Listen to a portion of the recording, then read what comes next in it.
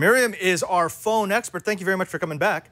Hey. You had to brave some serious traffic. Yeah, so like, you know, those of you watching live know what's going on, but those of you watching recorded should pay attention to the clock. The clock, yes. Pay attention to the clock. Don't tell them that. That's too much. You've already said too much. I know. Now, speaking of saying too much, disappear. You've got this. This is a little bit of hotness that has been getting teased.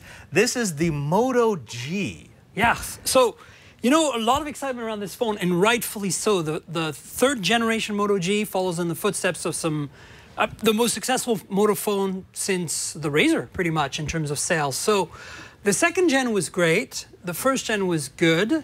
Is the Moto G third gen the greatest for its price? That's a good question. Now, so, what is the price of this, by the way? So there are two models, and let's start with the expensive one, because that's the one you want to buy.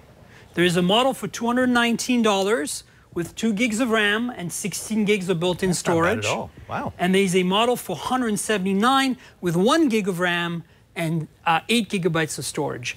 You really want to go, it's the RAM you want, because there's micro SD, so the expansion is easy. You can add a 32 gig card to that phone. But I would, you know, $40, pony those extra $40, because you'll really benefit. You're going to add to the lifetime of the phone by adding that extra memory, not necessarily by storage. It's going to space. make your multitasking experience so much better in terms of you know, performance. That's okay, really what I got to ask though, $200 or sub $200, that's the realm of the bargain kind of no brand craptacular phone. I don't expect to find a Moto G down there. Well, traditionally the Moto G has always been around the $200 mark. There's also a Moto E that's actually half decent. That's more like the $150 mark. And frankly, I think it's hard. You'd be hard pressed to find a phone this good for the price. There are others. I think we will talk about that at the end. But let's go quickly through what this phone is about. What are you getting? And you know, I want to make it clear that this is not about the money. First, we shouldn't even have started with the money, because this phone in itself, without even knowing how much it is a phone that most of us, tech-savvy, early adopter nerds, would carry as a daily driver. Oh, wow, okay. So this is what I want you to take away from this. The price is just icing on the cake. You're getting a great phone. This is not a burner phone. This could be a primary. All right, absolutely. Spec me out on this primary phone. So let's get started with the display. It's 720p, 5 inches. Nothing's changed since last year.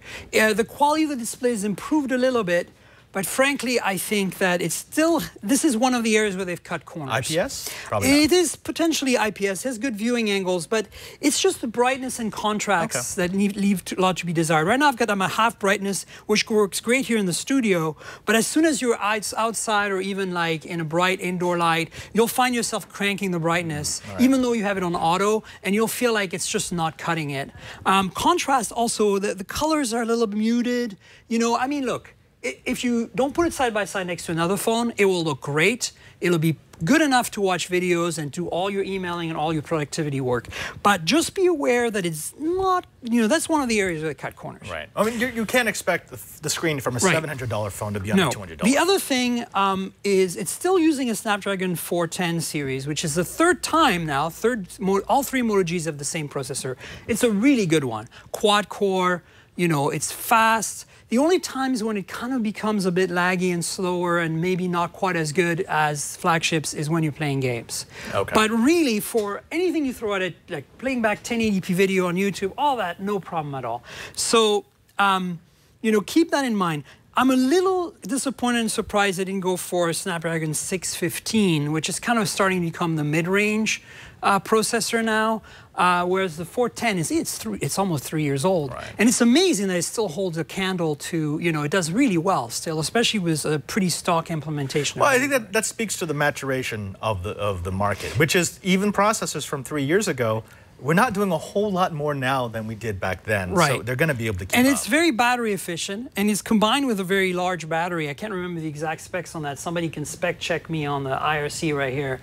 But the bottom line is battery life is not going to be a problem on this phone. I could easily go all day, even a day and a half, no problem at all. And it's not a removable battery, so just be aware of that.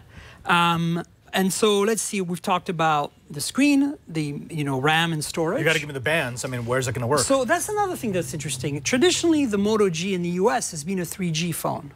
And this is and it's been available as an LTE version, but this is LTE for all versions all over the world. So you're getting LTE. Now, you're not getting like the latest Cat 9 like we've seen with the Note 5 or anything like that, but it'll work on T-Mobile and AT&T on LTE, no problem at all in the US. And another caveat, just wanted to point out, it does not have Wi-Fi AC, right? So again, these are little details, but if you're transferring large files on your home network from, say, a Mac to the phone, you're going to notice if you have an AC router, it's just going to connect to N, and it might not be quite as optimal. It does dual bands, so 2.4 and 5.8. No, it does 2.4 only. That's, I think, why it doesn't have AC. And that's actually very typical of these mid-range phones, right? So these are the things you have to look at. Other thing that is another corner that's been cut, no NFC. Now, we complained about that on the OnePlus 2 because it's trying to be a flagship killer, and, it's trying to say that there's no compromises, but this, it's fine. No NFC is not going to be the end of it. Probably no fast charging, no wireless charging. Those are high-end. I don't know if it does have fast charging. Again, you can fact check me, but I found that it charges actually pretty fast when I do use a fast charger. Whether it's actually technically using the fast charge technology, I don't know.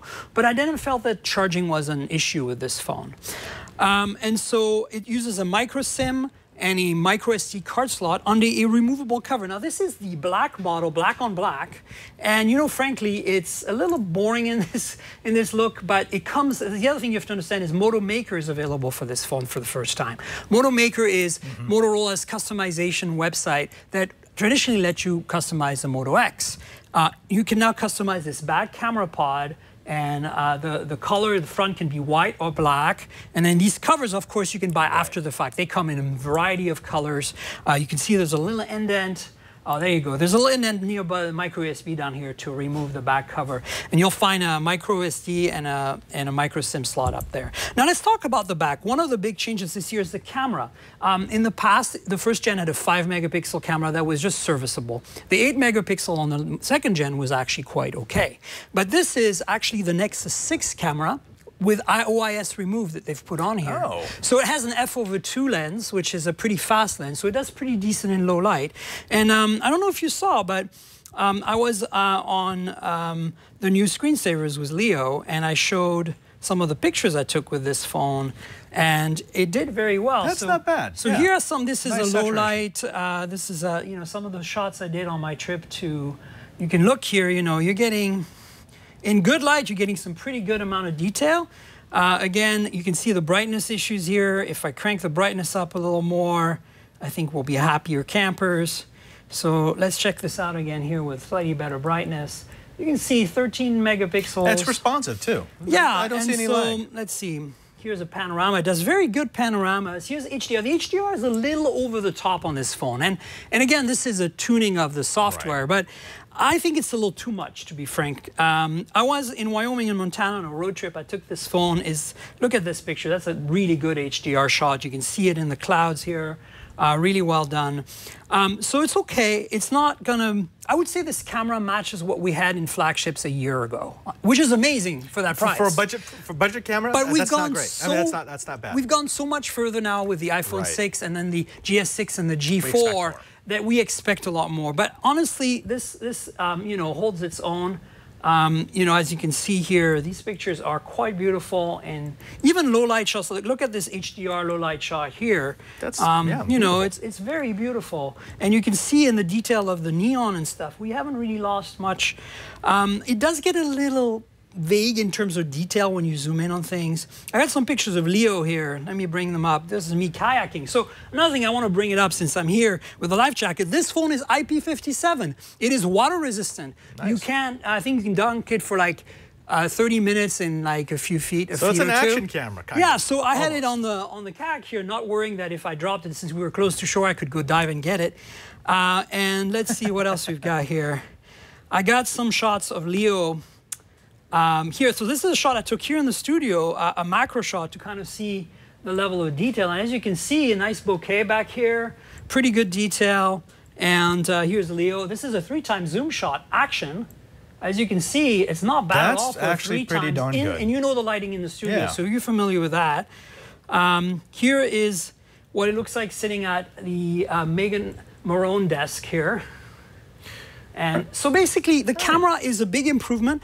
It is still not quite good enough, I think, to play with the big boys. Yeah. But for that price, I mean, wow. So $200, decently spec'd, looks really good, takes decent pictures. You got to bookend this for me. Give me the pros and the cons. Okay, sure. One last thing is the front camera is 5 megs, so it actually takes great selfies in case you're into that. Nice improvement as well. So the pros and the cons. The pros is the price. I mean, number one really is the price. You can't go wrong. Another pro is it's almost a stock implementation of Android. It's very lightweight. There's no skinning here. You got some of the new Moto features where when you lock the phone, it shows you these little icons as soon as you pick up the phone. For some reason, it's not working, but it's the same thing as you've had on the Moto X. Right. So one of the side effects is that they've removed the notification light because you no longer need it. The phone will pop up when you have notifications automatically.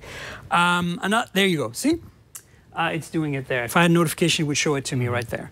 Another thing that came out of that is, so the stock Android, the price, and I think it's well-rounded. Nothing is outstandingly amazing, but everything is way above average. Good enough, right? Especially for the price. So the drawbacks, as I said, no NFC, no removable battery. Let's see, what else did we have that I thought was a drawback? You know, don't buy the cheap one. It's a bit of a drawback because it's luring you in at $179. You seem to be searching for cons here. It's hard. It's hard to find a con. I mean, really, you know, what are you going to say? No wireless charging? Who cares? So no fast charging? I don't really have to ask you this, but I got to ask you this. This is a buy. It's absolutely a buy. But my recommendation is you buy the $219 version. You know, save up just a few more pennies, and it's just worth it. I could see this being my daily driver. I mean, it's that good. Now, I just do want to mention a couple of things. One, there is a phone out there that costs $10 more, almost $10 or $20 more, the Huawei P8 Lite that I reviewed, that actually does trump this. Has a slightly better display, also 5 inches, 720p, a slightly better camera, and more importantly, it has a Snapdragon 615. So it was also 2 gigs. So if you're going to pay $40 to get over the drawback of the version. P8 Lite is that you're getting an older version of Android. You're getting 4.4 versus 5.1.1, and you're getting a skinned version of Android. So the question you have to ask yourself is, can you live with skinned Android and slightly better specs on a Huawei, or do you want a Moto phone with a stock version of Android and a slightly lesser processor? That's really the question you should ask yourself. It's a buy for the Motorola G. The Moto G from Myriam Joire. Of course, you can find Myriam Joire here often on the TWiT TV network, all about Android. You're a frequent guest. Indeed. And of course, on Before You Buy. But where else can they go to find the work that you're doing? So, you know, I'm obviously here, and then my own blog, Tankgirl, is my handle on Twitter, TNKGRL. Just think of the comic book, drop the vowels, and you find me on Twitter. That's also the URL for my blog, tankgirl.com, and my consulting business is out of there, too. My blog is mostly just, you know, reviews of other phones that are not being covered here by the show, and, you know, whatever comes through my head. I do a podcast as well on a regular basis. If you don't have enough of me here with Robert, and if you don't have enough of me on All About Android, then go find me on my podcast.